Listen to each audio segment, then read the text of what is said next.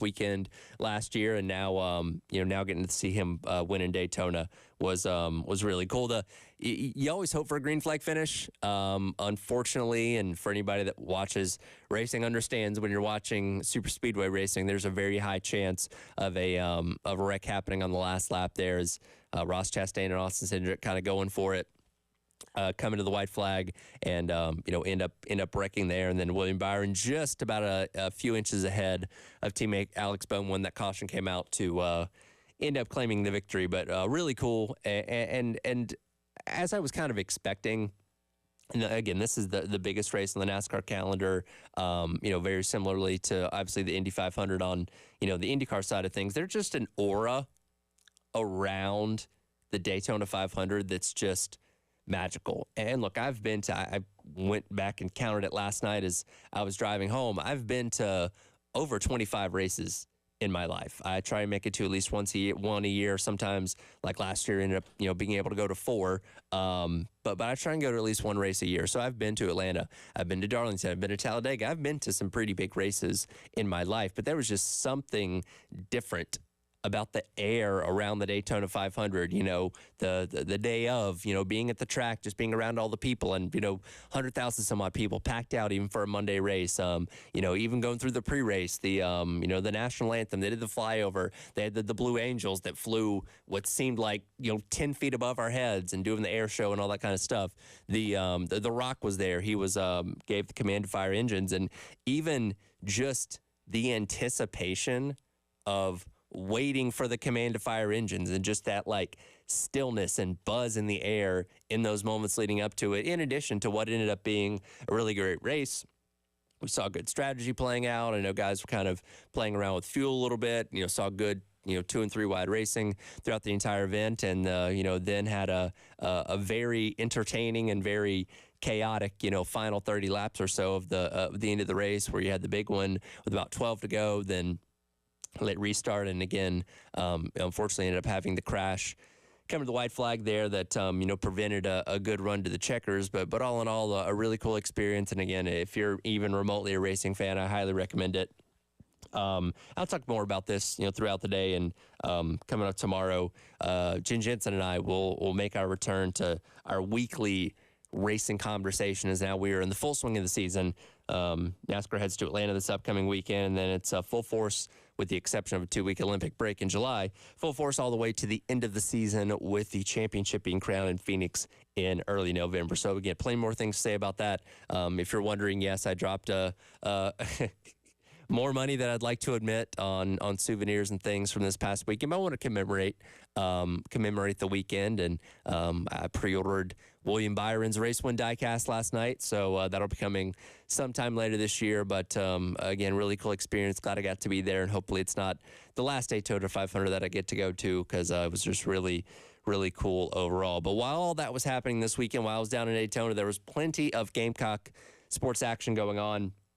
And I was doing my best to keep up with all of it. Did get to watch the games on replay later on in the evenings once I got back to the hotel and all that kind of stuff. And the women's team, once again, winning on Sunday, but not the most comfortable of wins by any means.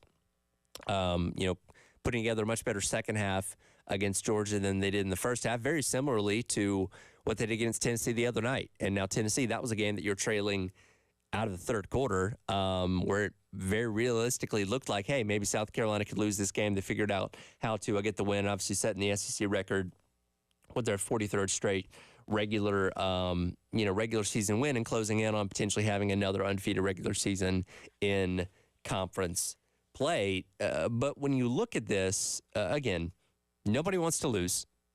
But when you look at these past 2 games, without losing, I can honestly say I feel like those were best case scenarios for Dawn Staley to have some kind of motivating factor for this team. Because when you look at last year with the freshie class and them going into the year with the mindset of, we won a national championship, but we didn't do it being undefeated. That was their goal from the get-go last season, is, hey, we want to win every single game and win a national championship as well. That is so hard to do, even with the greatest recruiting class that maybe college basketball's ever seen.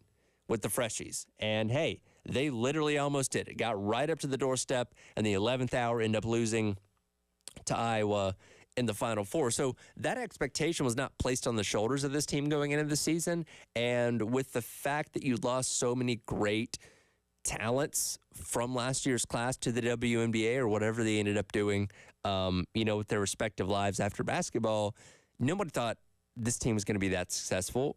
We knew they're still going to be in the mix for national championship because they have the legacy of doing that, and obviously have one of the greatest coaches in in women's basketball history in Dawn Staley. But nobody put the lofty expectations of they can go undefeated this season and win the national championship. But up to this point, they've been able to do it with a lot of young talent. Yeah, you have your Cardosos and Raven Johnsons that have been around for a couple years, but now being thrust in these starting more prominent roles, people expected them to trip up at some point during the season, if not once, maybe 2 or 3 times, which again, in basketball, that happens, doesn't change anything, doesn't derail your season by any means. But up to this point, and hats off to them, they've been able to be undefeated and found a way to win in every single game. And, we just kind of give them the benefit of the doubt and almost come to expect that at this point. But, when you look at the tournament coming up, that's a whole different animal. Now, the first round or two might be pretty routine when you're playing a 16 seed and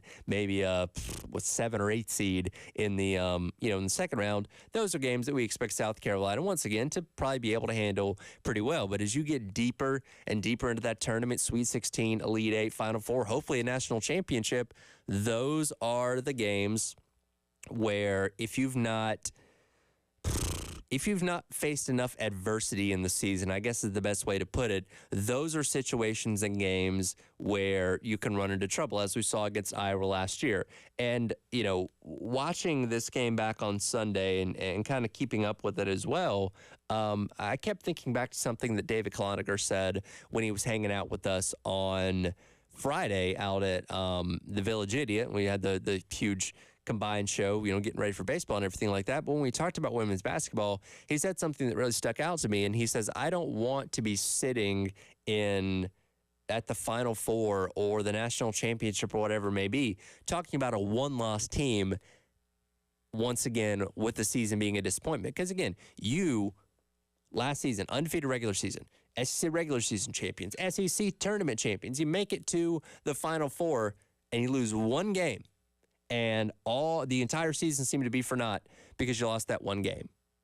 Where, again, if you have to choose when to lose, why not now? Why not in the SEC tournament? Not that we want them to do that, but if you have to say, hey, you're going to lose at some point, lose now. Lose at the end of the SEC regular season. Lose in the SEC tournament. Heck, losing the SEC tournament in the first or second round, give yourself a couple days off. Give yourself the opportunity to rest, rebuild, get ready for the stretch run of the tournament, and give Dawn Staley and her coaching staff something to really light a fire under you, saying, look, you're not invincible. Now, again, do I want them to lose? I don't. Do you want them to lose? You don't. But if you had to choose when to lose, you'd rather it be now than in the tournament where it's lose and go home. So do I think they're going to lose an SEC regular season game? I don't, because I think they're just that much better than everybody else. But if they dropped a game in the tournament in a couple weeks, I don't think anybody's going to be upset about it. And yes, I'm sure the girls on the team have the mindset of, hey, we still want to be undefeated and win the national championship and all that kind of stuff. But again, it wouldn't be the worst thing in the world if they did have one game to be able to look back and say, hey, here's our inefficiencies, here's where we can get better and all that kind of stuff, and come out with their hair on fire when the tournament starts. Do I think it's going to happen? I don't. Personally, I think this team has the capabilities of going undefeated and winning it all. But if they lost, I don't think anybody here would be terribly upset, because again, it gives you a little bit of a motivating factor, a little bit of fire to be lit under you to push forward for the very important games coming up at the very end of the season. We'll continue talking about basketball, getting into some of the men's stuff, as well as jump into the baseball as they had their opening series of the weekend against Miami of Ohio. Also played a game last night. We heard a little bit of that from Coach Kingston as well. Real quick, though, want to remind you, you can not only listen to us, but watch us in different ways. Of course, you have your traditional radio, 107.5 The Game, 100.5 The Game in Florence, 100.3 The Game in Myrtle Beach. You can watch us on The Game TV. Just go to youtube.com, search The Game TV, and watch us from 6 a.m. to 6 p.m. every single weekday as we bring you all the latest on Gamecock and other sports content, and also the 107.5 The Game app. So yesterday, driving back from Daytona, I wanted to see what the conversation was coming away from the weekend. Obviously, a lot of action happened across multiple sports, so I pulled up the 107.5 Game app as I'm driving through Jacksonville and was able to listen to the game for pretty much the stretch run of my drive. Listen to Terry, listen to Elijah, caught a little bit of Jay as well. Like it was the perfect thing that I needed to get caught up on everything happening from over the weekend. Again, with me not being here yesterday, and the 107.5 The Game app provided exactly what I needed for that drive back yesterday. So again, you can take it wherever you go, across the state, across the country, across the world. You can take 107.5 The Game with you wherever you are and hear us in the latest on all sports content on the 107.5 The Game app. Staying the conversation about basketball, jump into some baseball as well as the Extra Point rolls along on your Wednesday morning here on The Game.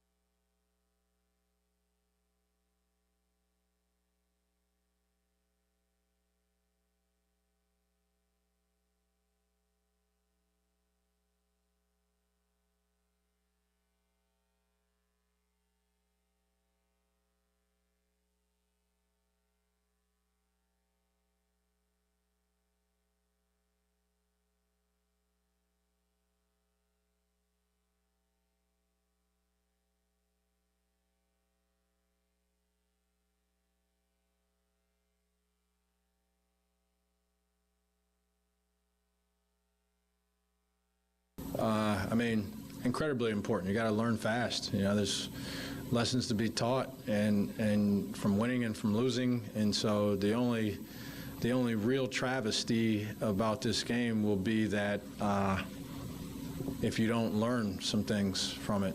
And so there'll be some learning for sure. But I think it's more about doing also. I think we need to do better. I think we need to do a better job in terms of execution.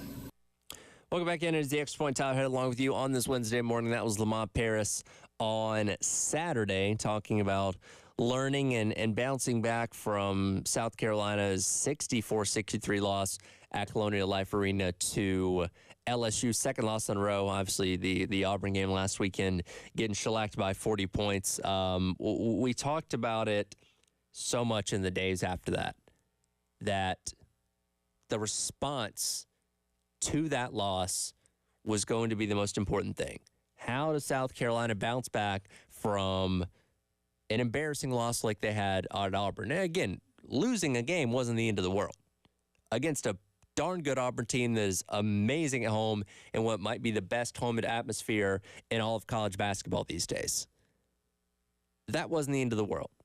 How do you respond when you get what is a much easier team on paper? Now, again, anybody's capable of winning any game at any time in college basketball, as we've seen with all the upsets of top 10 teams this year. But South Carolina, and here's the thing.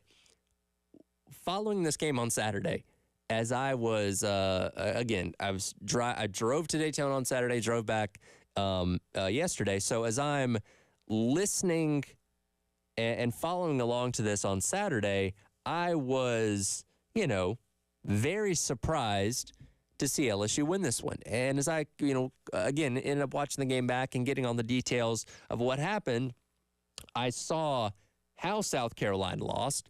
But in my mind, and probably in the minds of a lot of people, I just expected South Carolina to find a way to win at the end. Yes, it wasn't the best game that they'd played from a defensive standpoint, where they weren't pushing LSU into some of those uncomfortable shots like we've seen them do so well this season. But we've just almost kind of gotten to this point where we assume they're going to find a way to win, which is a good thing. And I think,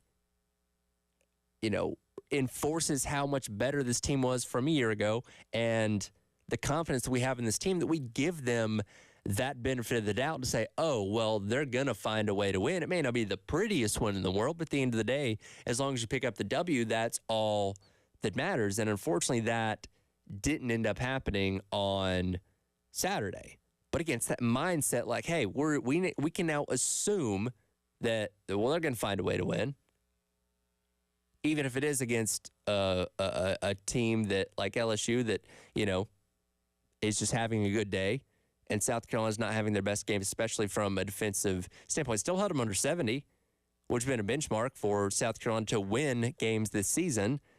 But again, we give them that benefit of the doubt, which is a good thing, and shows where this program is at as of right now.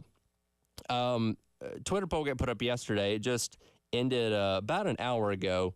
The question was, and again, this is at 1075 The Game on Twitter.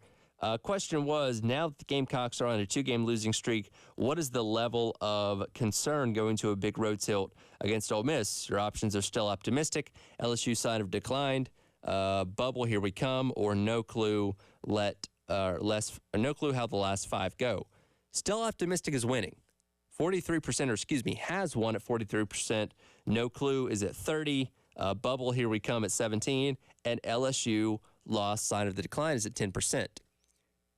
Listening to some of the feedback that this fan base has had on our text line, on Twitter, all that kind of stuff, there have been so many people through the early stages of conference play that have been very vocal about, well, I'm just waiting for the other shoe to drop. Well, they're going to do this, they're going to do that. They've disappointed us so many times in the past. They've just been waiting for that moment to point and say, I told you so. Up here's that same South Carolina program that we've been watching for so many years, that outside of a Final Four run has not done anything of note in the tournament for however many decades.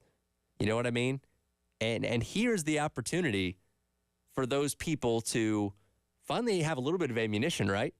2-game loss, blowout loss against Auburn, loss to a team that you really shouldn't have lost to in LSU. And yeah, there's some of those detractors out there, but they aren't as vocal as they once were because everybody knows how good this team is and what this team is capable of going forward. Yeah, you lost to LSU, but you've proven you can beat Kentucky.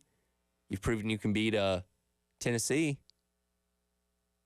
And everybody loses pretty badly when they go into Neville Arena out there in Auburn, so that's not the worst thing in the world. You face Auburn again on a neutral site in the SEC tournament or rematch them in the NCAA tournament or something like that. I think that game goes a lot differently. Again, we know how good this team is. A little bump in the road. It's past a week. Not great. You now have a full week off before you have to play Ole Miss. So you have the opportunity to take extra time this week, extra practices, all that kind of stuff, to focus on things you need to work on, which I think benefits them. Now you're taking on an Ole Miss team that gave you a scare a couple weeks back here at Colonial Life Arena. So they're very familiar with you. They played you close already. How do you respond? And we like to talk about Lamont Paris being a very reserved guy, somebody that doesn't show a lot of emotions. I imagine if he was ever going to get fired up, this would be the week to get fired up. So we're not going to see it. It's going to be closed doors behind the practices and all that kind of stuff, but I'll be very interested to see or very interested to know what they worked on this week and what was the, how fiery Coach Paris was, in those practices. Still got all your goals in front of you. When you look at the remainder of the regular season for South Carolina, it's not easy. Can you go to Ole Miss, team that played you close already? You go to Texas A&M, a place that a tough place to play out there in College Station this year. They've gotten several good teams. Florida's playing great. They're in the top 25. Tennessee's going to be seeing this out for blood when you rematch them in a couple weeks after beating them on their home court. And Mississippi State, again, another tough physical defensive team that you handled at the beginning of the regular season. Now you go on the road to Starkville to close out close everything out. So I think Terry mentioned this yesterday on the halftime show. As long as you win 2 out of your last 5, you should be in good shape. Now, yes, if you lose all 5 of these games, you're ending the year on a 7-game losing streak, then yeah, the committee's not going to look at you very favorably. And at that point, sure, maybe be a little bit worried. But South Carolina's a good enough team. They should win at least 2 of these games. I don't know which 2. Because, again, they've shown the capability of being able to beat everybody. But regardless, no matter what order they come in, I think if you win, I agree with Terry, I think if you win at least 2 of these last 5, you should be in good shape as far as making the tournament and all that kind of stuff. And, again, I think it's good to see that the fan base has the faith in this team, has the benefit of the doubt given to this team. They're going to be able to find ways to win, even in games where they don't look their absolute best. We'll talk with Jack Veltri of Gamecock Central coming up here in just a couple of minutes and get his thoughts of the weekend that was in basketball and kind of start looking ahead to Ole Miss coming up on Saturday. But I want to let you know about the Rivalry Friday ticket giveaway. You want to go see the Gamecocks take on the Clemson Tigers at Founders on Friday, March the 1st? Well, go subscribe to our YouTube channel, The Game TV. Then go to the 1075thegame.com, fill out the form, and hit submit. That's all you got to do. Subscribe to our YouTube channel, go online to 1075thegame.com, fill out the form, and then submit it. And you could be watching Gamecock Baseball at Founders Park coming up a week from Friday, very soon, taking on the rival from the upstate in Clemson. So again, take advantage. Rivalry Friday, ticket giveaway. Subscribe to YouTube channel, The Game TV. Then go to 1075thegame.com and register for your chance to win. More basketball conversation. Jack Veltri from Gamecock Central. Joining me coming up next. It is The Extra Point. Tyler Head along with you on your Wednesday morning here on The Game.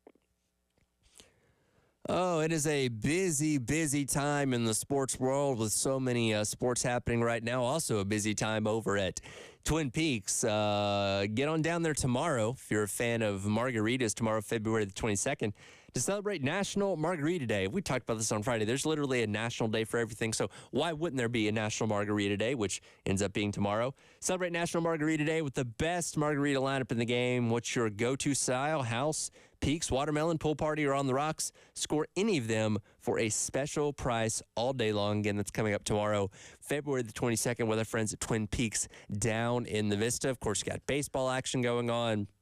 Got basketball in full swing. So many things happening right now. And only one place to take it all in. That's with our friends at Twin Peaks down in the Vista.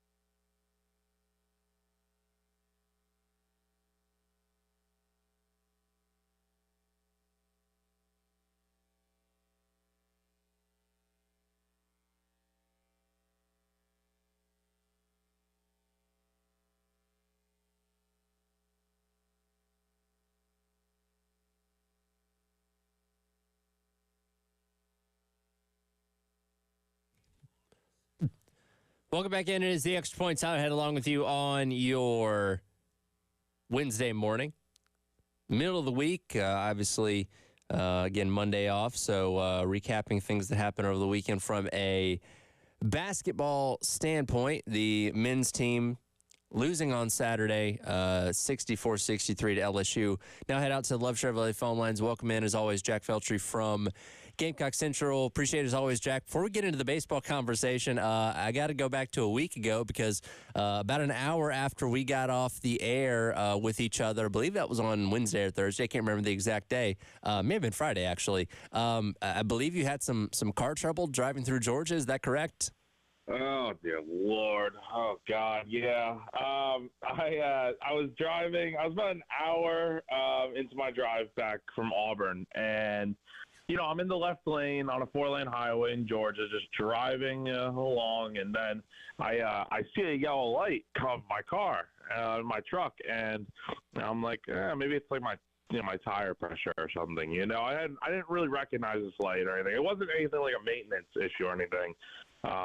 But I just remember, driving, seeing that light come up, and then I feel something like wrong with my car. Like I'm swaying a little bit in my car. I'm not out of control, but then after that, a few seconds after, I feel one of my tires like go down a little bit.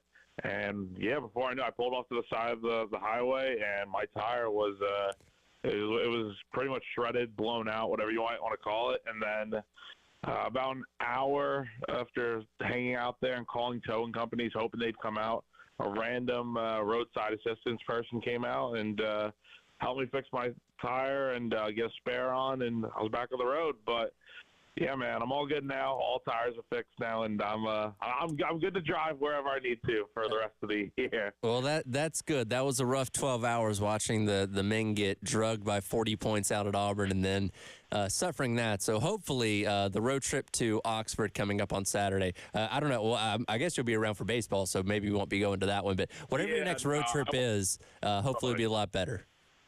Yeah, absolutely. Yeah, I'm not going to Ole Miss, unfortunately, but that's kind of how it's going to be the rest of the year. No more road trips until Nashville at the SEC tournament. But with this team, I mean, they got to turn around, man. I know we're getting ready to talk about it. They've got a busy 5 games ahead of them. Well, that's my first question for you is, 2-game losing streak, 40-point loss to Auburn, and then you lose below, a 15, 16-point lead to LSU, a team that on paper South Carolina is a whole lot better than, and not to mention the fact that it was a home game on Saturday as well. I mean, should we be panicking at all about this team? No, you should not. No, you should no. Well, not you, but the fans should not be panicking, right? I think there is a good reason why this team is 21-5, right? It is no accident that this all happened, right? I mean, look, at some point they were going to go through a stretch like this, right?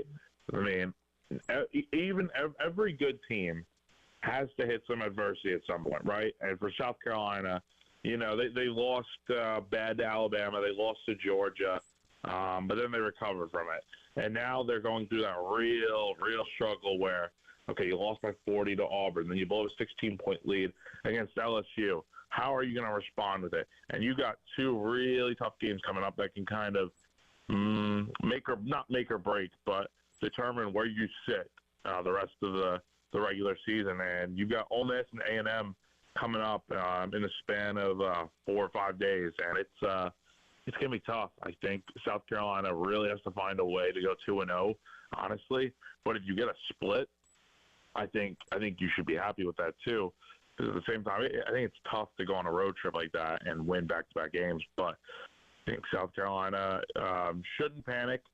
I mean, they're still ranked number 20. That's the thing. They still got all their goals out in front of them. They could still make the NCAA tournament. They could still be a top 4 seed in the SEC tournament, which is what you want.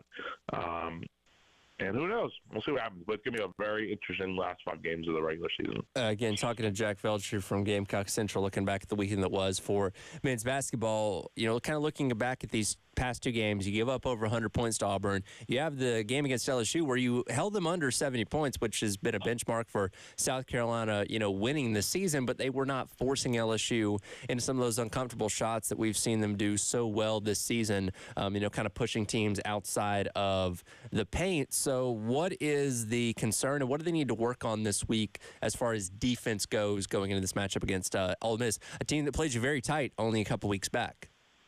Yeah. I mean, there's a lot to work on defensively, right? I mean, yeah, you held LSU to 64 points, but I mean, look, anytime you blow a 16-point lead in the second half in a game that you probably should have went on to cruise into and win, it just shows that there's a lot to work on, right? I think they've definitely, they've got to be better, right? I mean, look, that Auburn loss, well, say what you will about it. I feel like that was just a really good night for Auburn, and there was nothing South Carolina could have done to stop them. But when you get LSU shooting 43% from the field and then 38 from three-point range, I mean, that's something where you got to be better at contesting and playing more physical and aggressive. I think that's kind of where things kind of went awry in the second half. I mean, put it in perspective, LSU had 25 points in the first half, and then they go out there and score almost 40 in the second half. So that's a real 180. You would think it would be the other way around, where LSU maybe scored 40 in the first half and then 25 in the second. And I mean, it just shows there was a little bit of a regression there. But I think they've got the players for South Carolina to make a flip and a change fast. And after having two rough games back to back, how beneficial is it for this team to not have to worry about a midweek game, can get a little bit of extra practice in before heading on the road to Oxford this weekend? Oh, totally. I think it's an underrated factor that people don't often consider, is that they get a week off to just not think about, well, obviously they're practicing and stuff, but there's not a game setting you have to be in where it's like, after the LSU loss, okay, you got to go straight to Oxford 2 days after or whatever and get your mind right. Now you get a week to kind of, okay, let's look back at the Ole Miss game. Let's see what kind of went wrong. Even though they won that game, you could have been better defending the three ball or whatever the case might be, but it's great from a mental standpoint to just refresh and get your mind right. Again, talking to Jack Veltri from Gamecock Central, and again, we'll have him on every week as the basketball season continues as well. But he's a very busy man as baseball season just getting started as well. So real quick before we let you go here, and again, we'll talk plenty of baseball coming up on Friday with intern Joe from Gamecock Central. But, your impressions through 4 games of the baseball team so far. Man, I'll try to make this quick. Starting out, pitching. I think the pitching was the biggest question mark going into the season. And I think you're starting to see that they have some guys that can go out there and throw. Eli Jones, I think, is the bona fide Friday guy moving forward. Looked very comfortable out there after getting a first inning run against Miami, Ohio, and then Dylan Eskew. Obviously, you want him to settle down with the walks and everything. But once he got in there and kind of got into that third, fourth, fifth inning, he really cruised and was able to get the win. And then Rome Kimball, I mean, look, it's only 2 innings, but I think he pitched very well. And then Eddie Copper yesterday, right? Midweek starter, making his second appearance. He was nervous on Friday, but really looked good, throwing 4 solid innings and only giving up 1 hit. And then offensively, I mean, look, Ethan Petrie, Gavin Cassis, guys like that are struggling right now. But look, it's only 4 games into the year. And I think the thing with this lineup, I keep saying, is that they're so deep. I think they have a really solid 1 through 9. You have the guys at the top of the order that can get on base.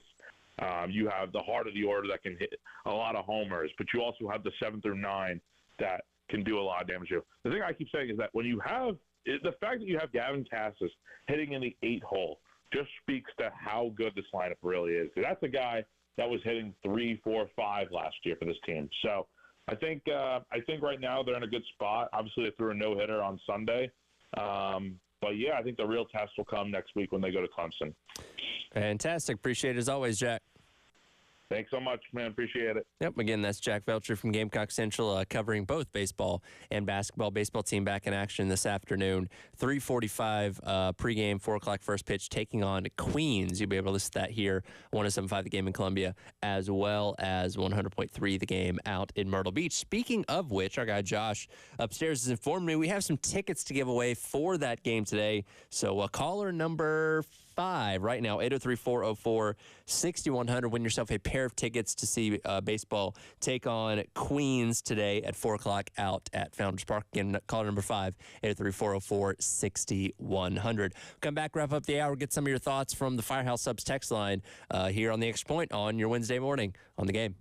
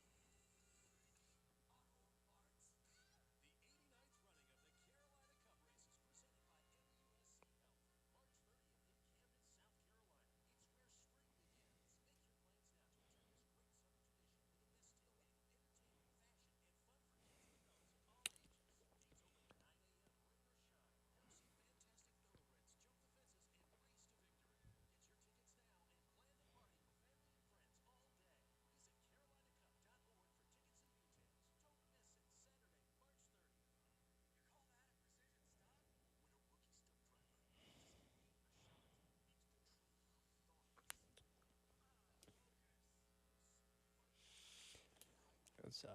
Hey.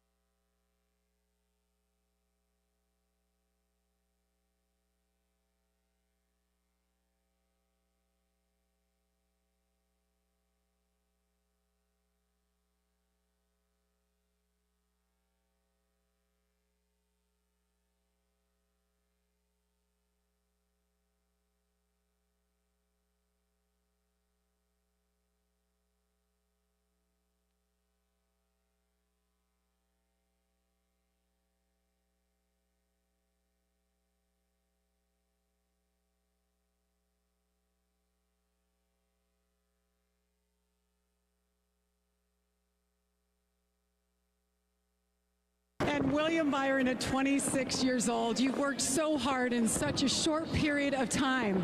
How does Daytona 500 champion sound to you right now? It sounds really damn good. It's just thanks to an awesome crowd coming out. I have so many emotions. Obviously, hate what happened on the backstretch. I just got pushed and got sideways, but just so proud of this team, whole Exalta team, 40th anniversary to the day on Monday. So just extremely blessed and thankful for all the opportunities, and yeah, we just want to keep it going. We have a lot to prove this year, and this is a good start, obviously. And Daytona 500, it's freaking awesome. Let's go. Welcome back in. It is the Extra Points I had along with you on your Wednesday morning. That was the interview on Monday. Now, got to keep up with my days here. Jamie Little of Fox Sports interviewing William Byron after winning the Daytona 500. Postponed by a day there on Monday, picking up the win for him on what's been a very good past couple of years for William Byron, winning 6 races a season ago, and obviously starting off the year with the with the Daytona 500 victory. Head out the Firehouse Labs text line 803-404-6100.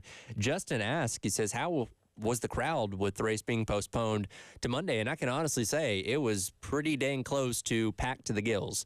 Daytona holds right around 100,000 people. They redid the grandstands a couple years ago with the Daytona Rising Project, and even though it was delayed to Monday, I can honestly say that's the most people I've seen at a race in a very long time. Now, they obviously they also postponed the Xfinity Series race that was supposed to run on Saturday, to also run, originally scheduled for Monday morning, ended up running it on Monday night after the Daytona 500. So they opened it up where anybody with a ticket to the Xfinity Series race could also attend the Daytona 500.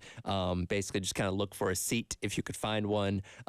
So there was a lot of people there that had originally just thought they were going to go to the Xfinity race, got the opportunity to go to the Daytona 500 as well. So a packed house. And look, I've been a racing fan my entire life, and I'm well aware the sport is not as popular as it was 20, 30 years ago, and the interest isn't the same, and people, don't have the same connections to the drivers and all that kind of stuff. But every time I go to any race, whether it be at Daytona, Darlington, Atlanta, Talladega, whatever it may be, I always get that faith restored in myself that the sport's in a good place, it's healthy, and it's going to be fine for a very long time to come. Because when you can, and I'm guilty of this as much as anybody else, when you get on Twitter, when you get on, message boards and stuff, and this kind of stuff, that there's so much skewed negativity to like, well, the ratings compared to 10 years ago were this and that, and, the money is this and all that kind of stuff. And people, love to kind of push it down and say, well, it's dying or it's dead or it's never going to be where it once was. But, when you're walking around the morning of the Daytona 500 with 100,000 people that are amped up and excited to watch the Great American Race, again, it kind of restores that faith inside of you that, again, the sport is in a good place for for a very, very long time to come. And I can say, hats off to Daytona, the facility itself, amazing venue, good, clean bathrooms, food was good. Again, the seats that we had were fantastic, and overall just a really, really pleasant experience. So, again, if you're any kind of race fan, casual fan, diehard fan, whatever it may be, and you have the opportunity to go to Daytona, do it. You will not regret it. I 100% guarantee you that. It was a fantastic experience. Things a little pricey down there. The tickets obviously not cheap, but as you come to expect for an event like that, we had to extend our hotel a day, and those prices are a little bit high too. So you're gonna pay some money to attend an event like the Daytona 500, but I think that's something that most people are plenty aware of. But again, it's absolutely worth it. And again, I'll talk more about that as the day goes along. And also coming up tomorrow at about 9:30, Jen Jensen going to join me as well. I'll jump back into our weekly segments, talking about racing, as the NASCAR season's now in full swing, getting set to head to my home track of Atlanta this upcoming weekend for the Ambetter Health 400 out there. But again, season off to a good start. Entertaining Daytona 500 on Monday. William Byron wins, as he mentioned, the 40th anniversary of Hendrick Motorsports, to the day when they started their first race, back in 1984 with Jeff Bodine. So a lot of cool history tied up there as well. We'll get back into the baseball conversation coming up in hour number 2. Of course, team in action once again last night, taking a Winthrop, getting set for their 5th game of the year coming up today against Queens. Again, first pitch for that at 4 o'clock, pregame coverage starting at 3:45. You can now go online to 1075thegame.com and register for your chance to win the Palmetto Citizens Federal Credit Union Grand Slam giveaway. Every game, $25 is going to be added to the pot.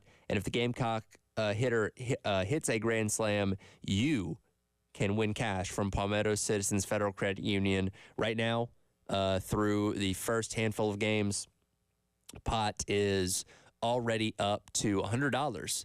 So 4 games, $100 in the pot. And if somebody hits a Grand Slam tonight, you can win that $100. Again, just go online to 1075thegame.com and register for your chance to win the Palmetto Citizens Federal Credit Union Grand Slam giveaway. We're from Coach Kingston. Look back on last night and the weekend that was in baseball coming up right here on the Extra Point. Tyler Head along with you on your Wednesday on the game.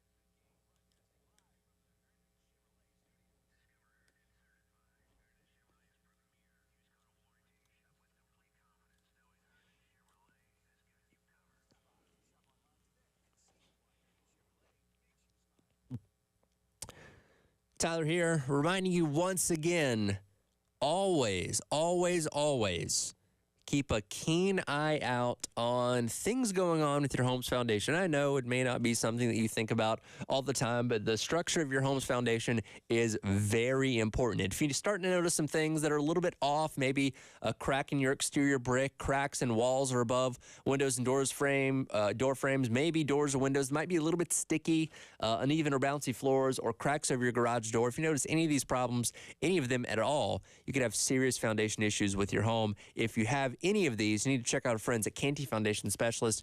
Go online to cantycanfixit.com. They will send out an expert to come evaluate the foundation of your home and make sure you get what you need to fix your home up just right so you and your family can live comfortably. Again, Canty Foundation Specialist online at cantycanfixit.com.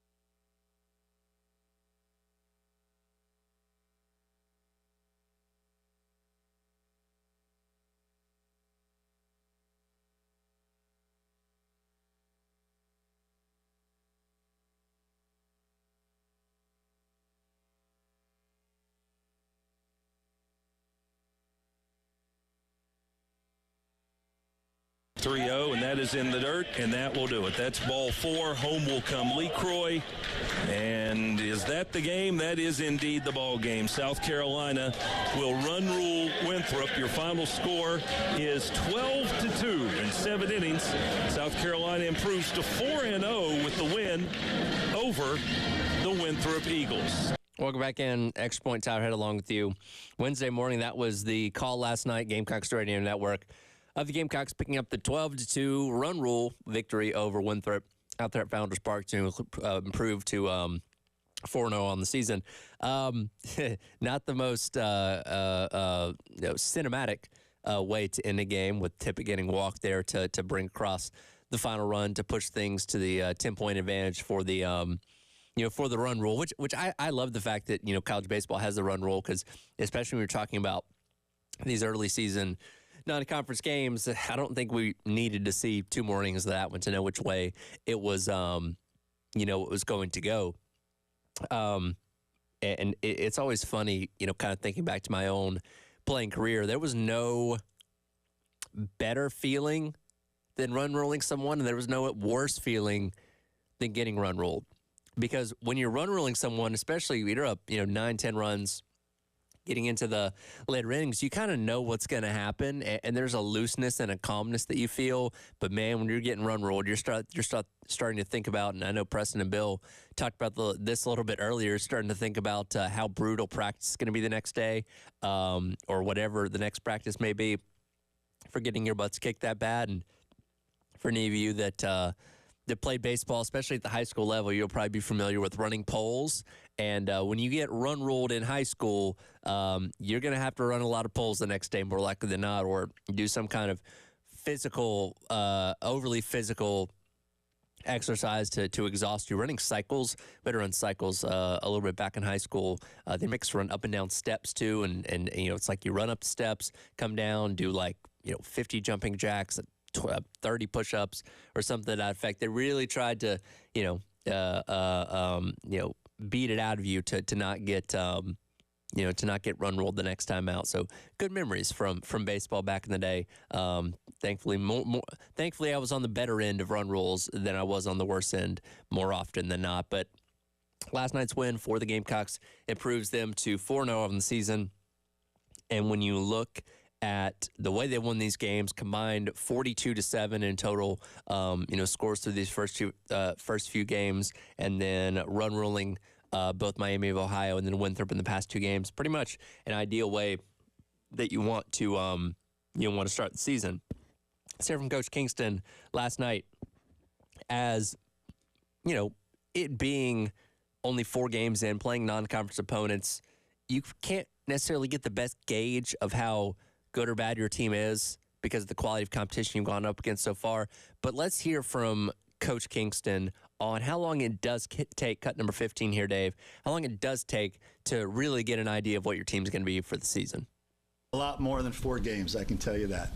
But you can see trends. You can see which guys have really made nice improvements. Lee Croy is the first guy that hops off the page. His improvement has continued to go in a great direction. Ethan Petrie, he's pushing it a little bit right now, but he'll be just fine. We know that. Blake Jackson's been a great addition. We know Parker Nolan's going to be a really good player. There's a lot of guys that are playing extremely well. I'll put Dylan Brewer on that list of a guy that's really made great improvements, and that's great to see. So, again, I think we're seeing a lot of positives right now. You do have the Clemson series that's coming up next weekend, starting on March the 1st out at Founders Park, and that's going to be a really good litmus test for this team early on the season, as it usually is. Because for the most part, when we look at non-conference play, most of the time it's lesser competition to a degree, especially when we talk about some of the great teams that South Carolina's had in years past. We fully expect this team to be as good, if not better, than some of those other teams. So you're not really going to get pushed necessarily by a Miami of Ohio, by a Winthrop. Don't expect them to get pushed too hard by Queens coming up tonight, as opposed to when you get in the thick of SEC play, which is when the story of the season is going to be written, as it always is when you're taking on conference opponents. But, when you talk about averaging 10 runs per game and 1 home run per game through 4 games, that's about as good as you can ask for. so far. A couple guys that he highlighted there, mentioned Talmadge LeCroy, getting the home run last night. A great start to the season for him. Home runs aren't something that he hit a lot of last year, so we'll see if he can take that step forward in year number 2 with with a little bit more of that power. And we'll see what how he's benefited from another offseason with Monty Lee as well. Ethan Petrie, who again surprised everybody a season ago. Nobody expected him to end up being this All-American type of player that he was as a true freshman. Kind of picking up where he left off a season ago. Only has 2 hits so far this season, both those being home runs coming on Saturday.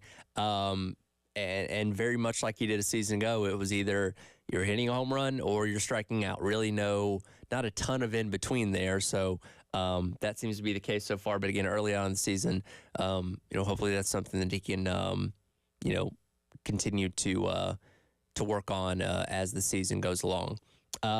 We talk so much in the offseason about the new faces coming to this team, and it's very hard. I'd say even harder when it comes to baseball because, as I've talked about, the gap between the high-end talent in baseball and college baseball and the low-end talent in college baseball is very thin, perhaps the thinnest of any sport, especially compared to football and in basketball, where in baseball, the difference between a guy being at a South Carolina and being at a Winthrop or something like that may be the fact that, he's a step slower. Maybe he's an inch or two shorter than what the power institutions are looking for. But it doesn't mean you can't be a great ball player, even if you're, have those quote unquote deficiencies. But when you look at the guys that South Carolina's brought in from a variety of different places, power institutions, and some of the mid-major type schools, you wondered how they were going to perform at this level. And I bring up Blake Jackson and Tyler Cossey. Now, Tyler Cossey did come from North Carolina, but he's somebody that did not play a season ago. Both those guys have gotten off to a great start this season. Both of them are top 3 as far as guys that have played in all 4 games so far this season in batting average, in OPS, in overall hits, and in RBIs. Now, it's something that hopefully you can build off of and continue to sustain throughout the entire season, but can't really think of a better start for those 2 guys specifically, as well as several other guys that did transfer in this offseason. Let's get cut number 14 here, Dave. Here's Coach Kingston talking about Tyler Cossey and the start that he's gotten off to this year. No, he's a great story. There's no question about it, and there've already been a couple stories written about it. But he's a kid that works really hard. He loves the game. He's really happy to be a Gamecock right now, and he's one of our better hitters. There's no question about it. He showed glimpses of it in the fall. He continued to get better in the spring, and now he's really running with his opportunities. So it's great to see. It's another guy that gives us really good length in that lineup. When you look at the fact that he didn't play a season ago at all in 2023, the question mark was how rusty was going to be. How long, and again, you have scrimmages and all that kind of stuff, but it's very different when you're taking on legitimate competition. Was there going to be a reacclimation period for him, kind of getting back up to speed of being in the flow of playing actual games? That seems to have not been the case. Great start to the season for him, and again, really thriving in that DH role. You can also use him at first base as well, so it'll be interesting to see how they kind of decide to utilize him, as the season goes along, as you kind of maybe move the lineup around some as well. And then Blake Jackson starting off in that leadoff spot. And that was kind of the hype around him coming into the year. He's somebody that gives you the opportunity to be a true leadoff kind of guy, somebody that's going to get you on base, or somebody that's going to get on base, somebody that's going to steal some bags for you. And again, great start to the season. His on-base percentage is .632. He's been 2 for 2 on stolen bases so far. So, no complaints as far as what his production has been so far either. We knew pitching was the big question mark coming into this season. And again, through 4 games, not the greatest competition. Don't expect these numbers each and every game or every week as the season goes along. You're going to come back down to earth a little bit, but about as good as you can ask for. And obviously the highlight of that was the combined no-hitter from Sunday, which saw Roman Kimball get his first start, which was great to see. And I know Jack Veltri shared the video. A lot of people saw it of him just kind of embracing that moment before taking the field on Sunday. Kind of knowing his journey of the Tommy John surgery and all that kind of stuff being out a season ago. So very cool to see him get the opportunity to finally try it out there in a Gamecock uniform and get the start. And he did good in the short allotment of time that he was he was out there, hit 40 pitches, which is what they expected him to be, as again he's kind of working his way back in, and somebody that hopefully we can expect to be that routine weekend starter for the Gamecocks. Elsewhere, Eli Jones, great start on Friday night. Dylan Eskew, very solid on Saturday as well. So hopefully, again, fingers crossed, this rotation can stay healthy, and the performance can stay at a good, consistent level. You're not going to win every single game, obviously, but as long as you don't have any disasters, you should be feeling pretty good about these guys as well. A couple new faces, one from a transfer, one is a true freshman that we got to see quite a bit of over the weekend and into last night as well. Start off with Ty Good, the transfer from the College of Charleston that it was the Colonial Athletic Association Pitcher of the Year a season ago. So a highly touted guy coming in, somebody that we expected to be a big factor. Comes in on game 3 on Sunday, coming in right after Roman Kimball pitching third and fourth inning, goes out there. And again, a total team effort of the no-hitter. So obviously gave up no hits, got 2 strikeouts in just 22 pitches through those 2 innings. Then comes in last night, puts together a pretty solid performance as well. 1 2/3, 1 hit, 0 run, just 1 walk, and no strikeouts in 31 pitches last night. So he's somebody that I think is going to be a real good factor and a good piece coming out of that bullpen, as showed those flashes so far through through these first 4 games. On the flip side of things, you have a guy in Eddie Copper as a true freshman, who comes out there on Friday night and struggled. He only got 5 pitches and gave up the hit after coming in for Eli Jones there in the 7th, and immediately they went to Veach right after that. So you kind of wonder what his confidence was going to be like and how that might affect him going forward after struggling in his college debut. But they gave him the ball to start things last night. Eddie Copper did, and what was expected to be a staff night, but goes out there for 4 full innings, only giving up 1 hit and no runs with 2 strikeouts and 3 walks. So good bounce back for him. Again, the midweek thing is something that this team's going to kind of figure out with a lot of these staff type of games, but a good solid start for Eddie Copper last night against Winthrop, picking up the 12-2 victory there. And coming up tonight, taking on Queens. Again, pregame coverage starting at 3:45.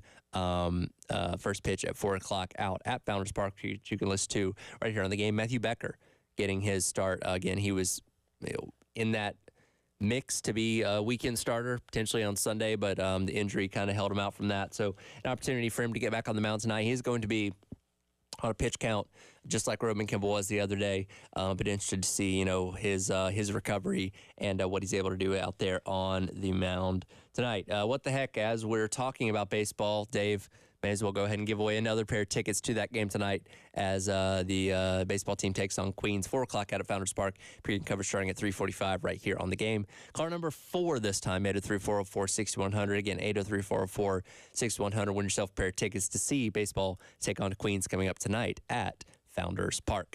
We'll jump into some football coming up next. Sean Elliott met with the media yesterday in his formal introduction as his return to the University of South Carolina, remaining the head coach at Georgia State. Hear what he had to say and look ahead to this fall coming up. It is the Extra Point. Tyler Hyde along with you on your Wednesday morning on the game.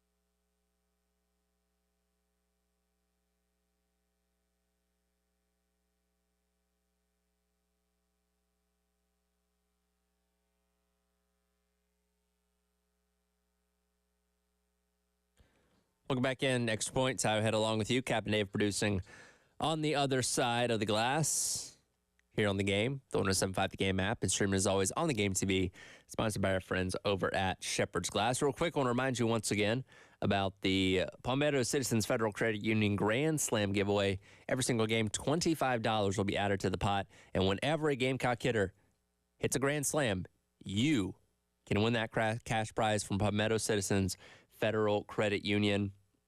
Right now, the pot is up to $100. Again, for the Palmetto Citizens Federal Credit Union Grand Slam giveaways. Go online to 1075thegame.com. Register for a chance to win. And again, whatever game that Grand Slam finally happens, you can win that pot of money. Again, going to be going all season long. And thanks to Palmetto Citizens Federal Credit Union for supporting the Grand Slam giveaway.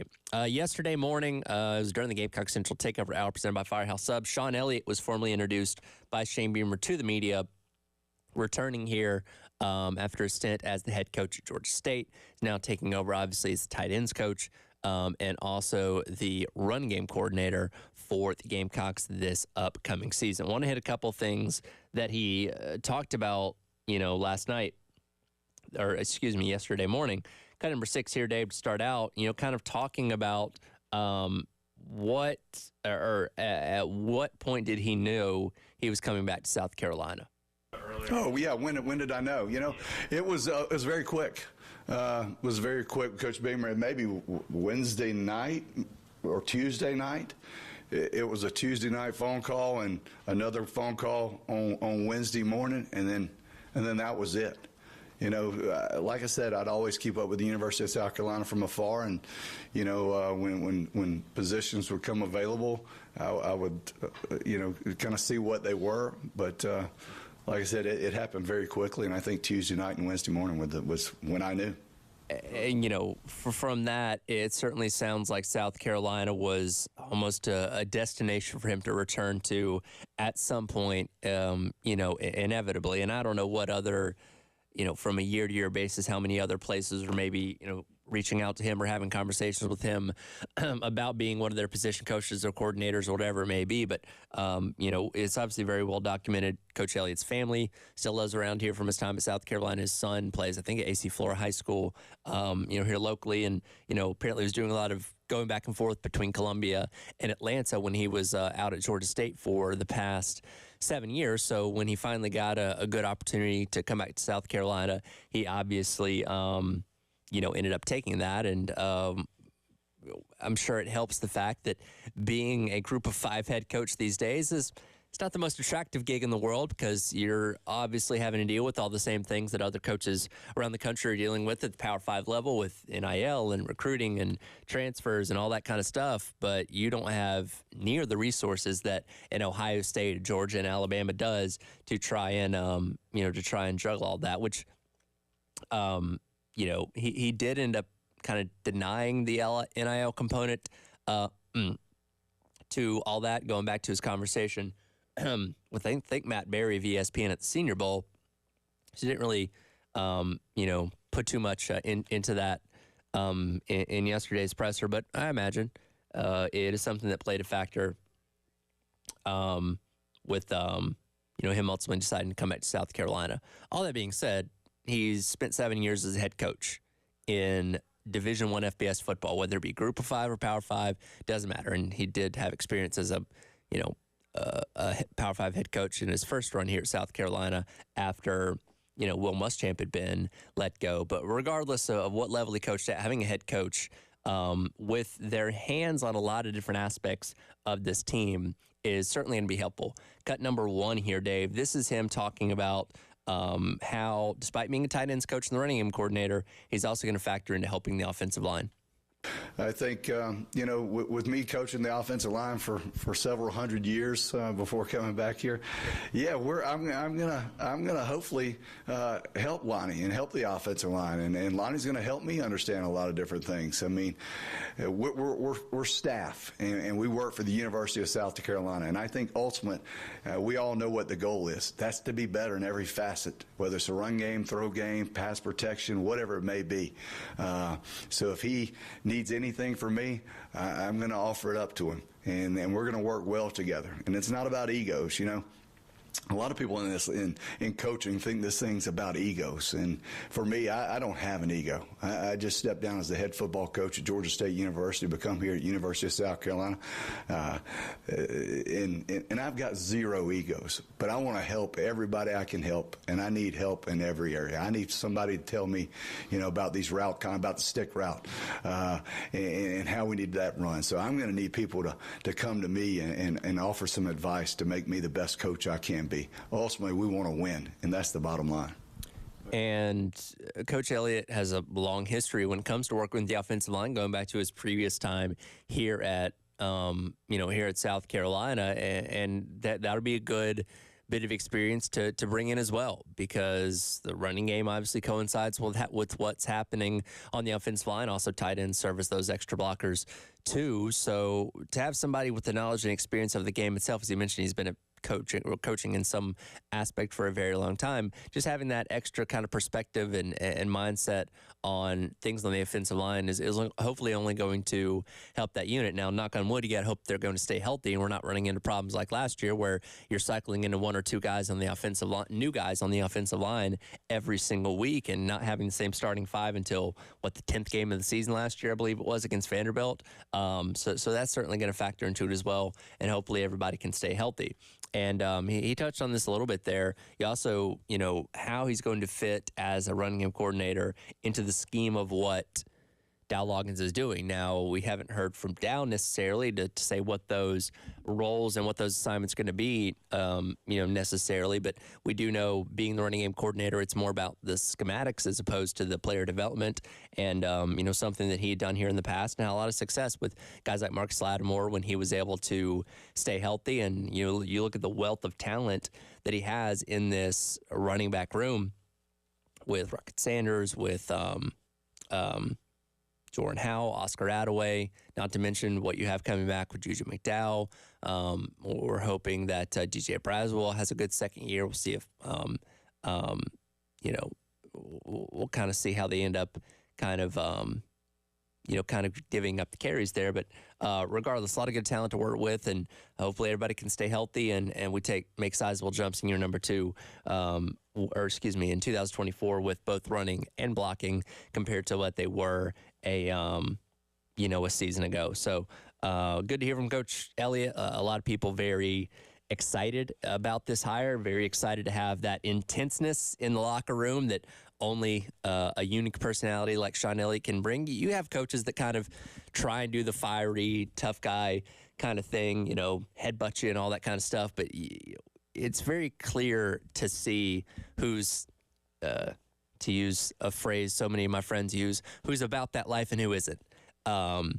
And Sean Elliott most certainly about that life and bringing that intensity not only to the locker room, but his individual position groups and groups that he's working with as well. So be excited to see. Obviously, players very excited about it, both past and present players, to see what he can do coming in here as head coach and just having that extra perspective and offering some insight that from the experience he's had out at Georgia State as well.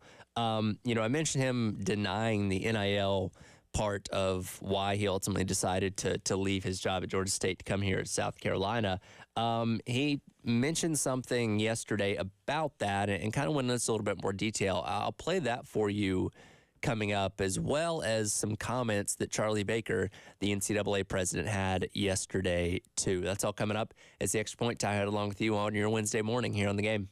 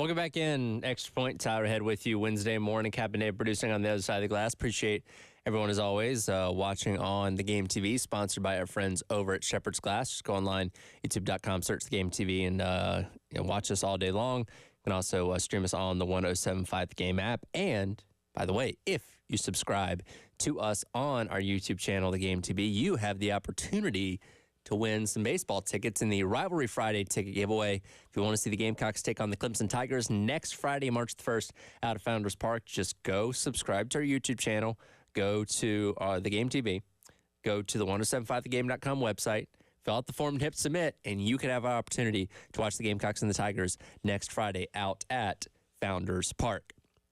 We talked about Sean Elliott in the last segment there.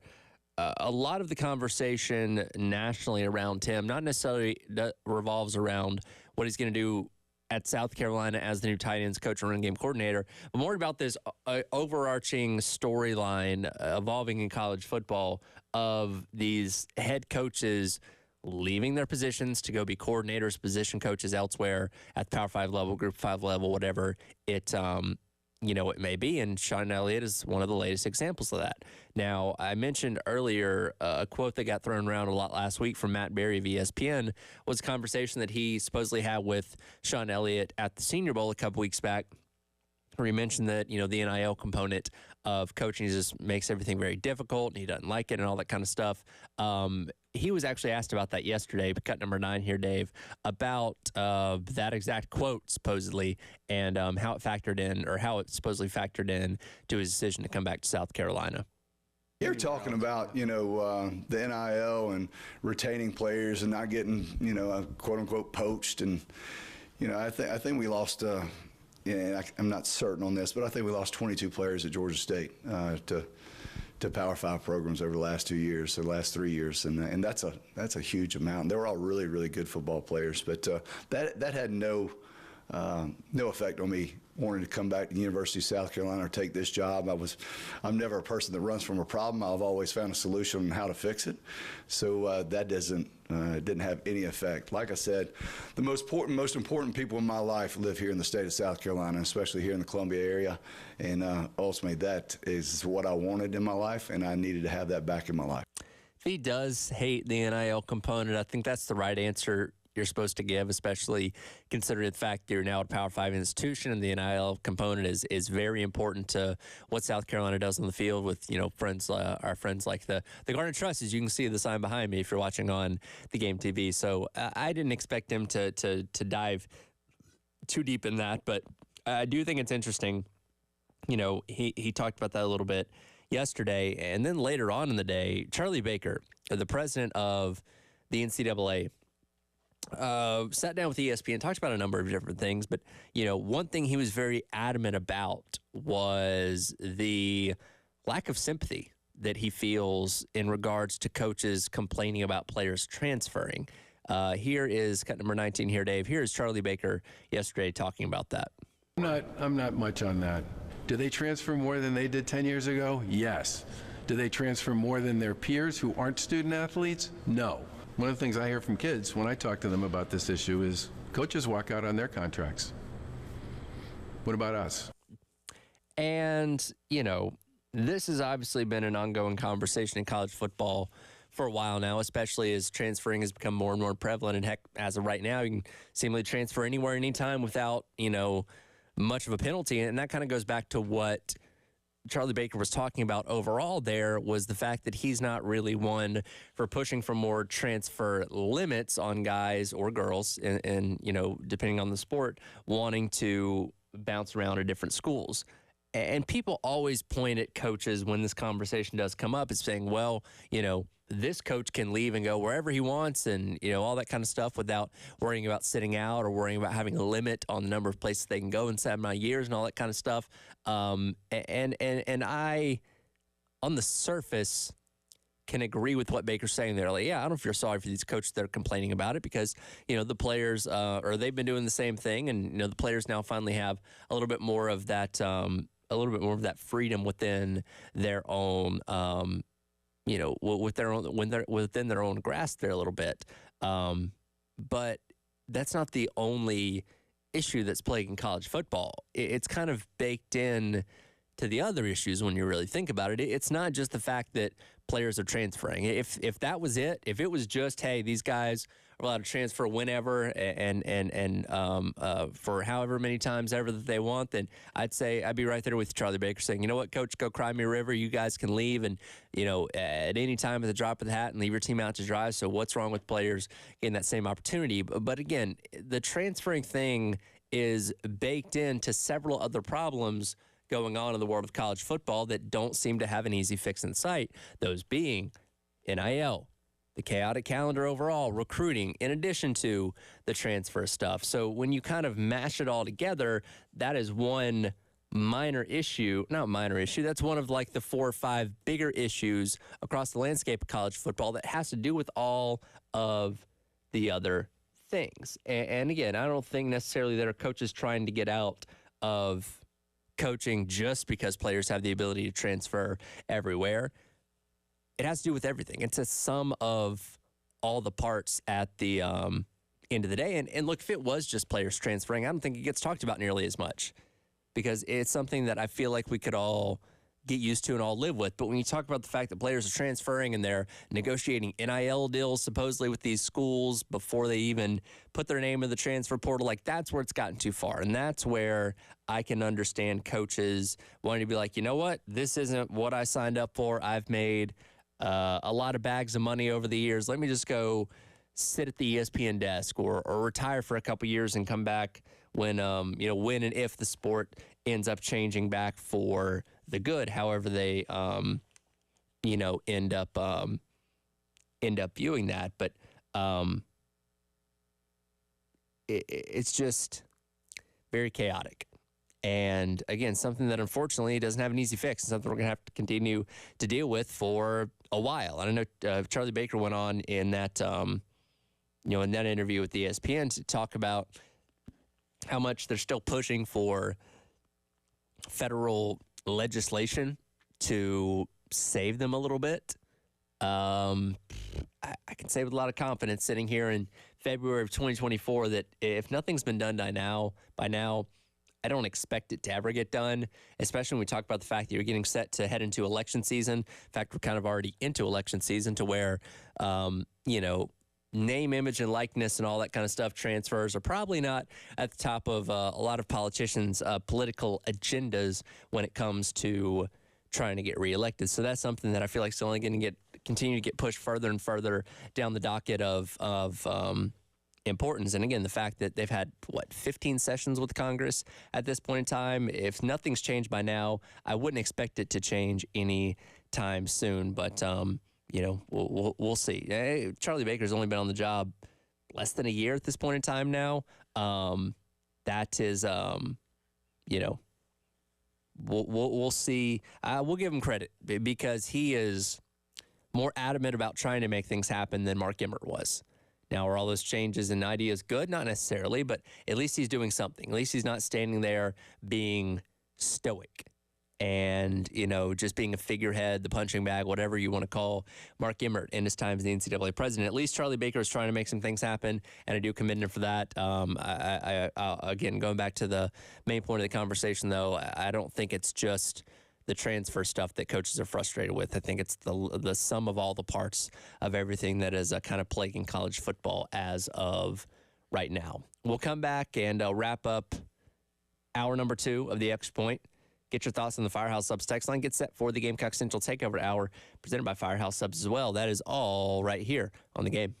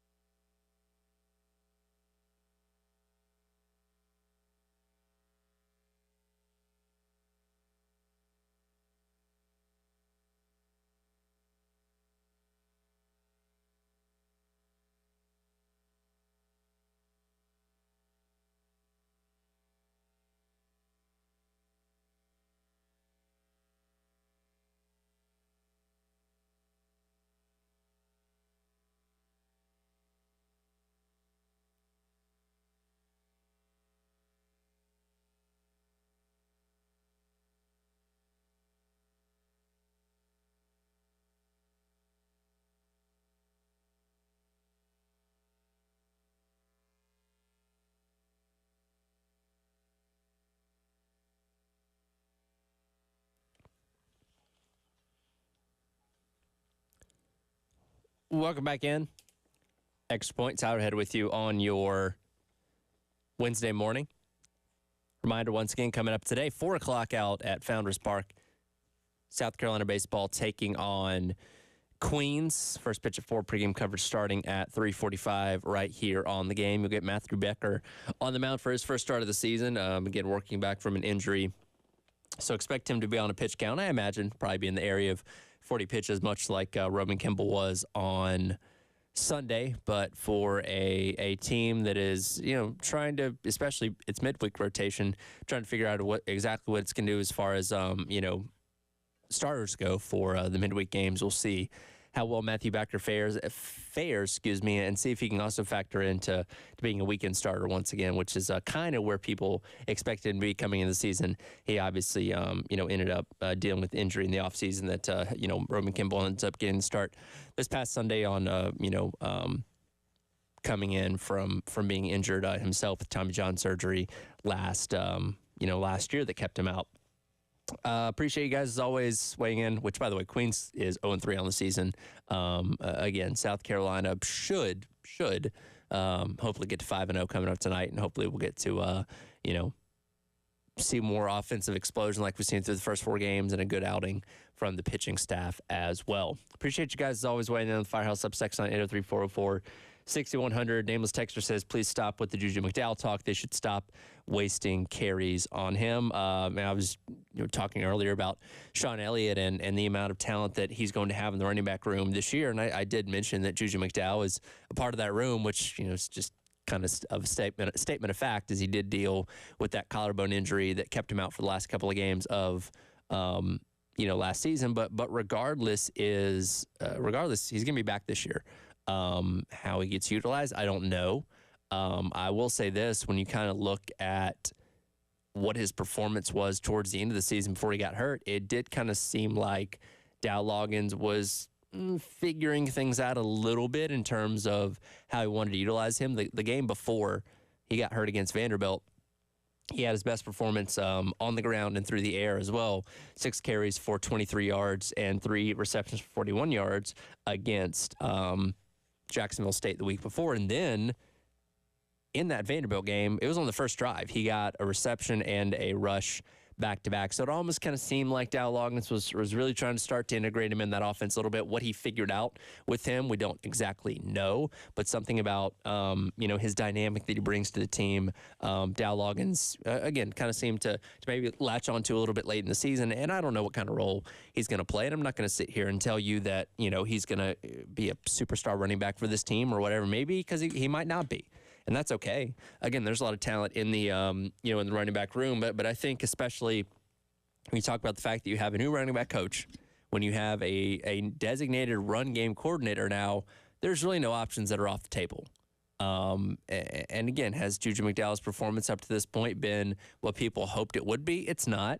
But that doesn't mean you can't pop and become a bigger part of the offense in this upcoming year. So it's really tough to say. It's something we're going to have to obviously end up waiting and seeing on to see what kind of factor he does end up playing. But I don't think you can write him off and say, well, he hasn't, achieved what we thought he was going to achieve up to this point. There's no it doesn't mean he can't do that in what I'm assuming, let's see here, would be this will be his 4th year. So final year, I believe, as far as everything goes. And this past season, and the injury didn't help, was obviously his lowest level of production. But again, maybe Dow Loggins has figured something out with him or wants to utilize him in certain areas of the of the offense in 2024, especially given his versatility when it comes to being able to catch the ball out of the backfield, which not all running backs can do. Now, you do have running backs on this roster that can do that, coming in from the transfer portal and everything. But,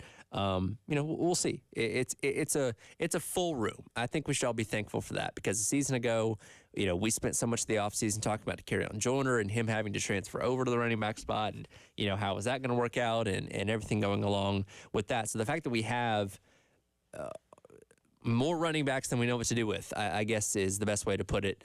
Going into the season, where a guy like Juju McDowell, who's been a been a contributor in the past, where if you be in a situation where you have a scholarship running back that has produced for you in the past that does not end up getting a whole lot of touches this year, I feel like that's almost kind of a good thing in a weird way, because it shows you the depth of what you have in the running back room, but also the talent that you have on the field is going out there and getting the job done. Now, South Carolina may very much want to take the running back by committee approach, and Rocket Sanders getting the bulk of the carries, but trying to rotate in as many guys as possible. But, if you end up sticking with like a 3-guy rotation or having maybe 2 or 3 guys on the field in addition to, what Rocket Sanders is able to do, I don't think that'd be the worst thing in the world. And maybe Juju McDowell factors into that.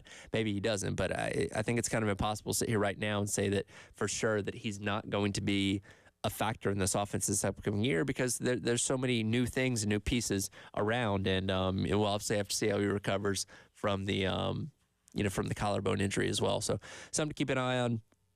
Definitely, and I'm not going to sit here and set expectations for him, because, again, it's hard to do, and especially coming back from an injury. But I don't think you can just write him off and say, well, he's not going to factor in this offense, because we don't know. We'll have to wait and see. We'll see what, Dow Loggins decides to do with him in the offseason, and what Sean Elliott, can maybe cook up in terms of schemes to maybe utilize his skill set as well. So that'll do it for today's edition of The Extra Point. Coming up next, it is the Gamecock Central Takeover Hour, presented by Firehouse Subs. Wes Mitchell and Chris Clark will jump here with me. We'll dive back into the Sean Elliott conversation, also get their thoughts on baseball, and believe they did not get to talk about basketball yesterday because of the Sean Elliott presser. We will dive into some of that conversation as well. All that right here on The Game.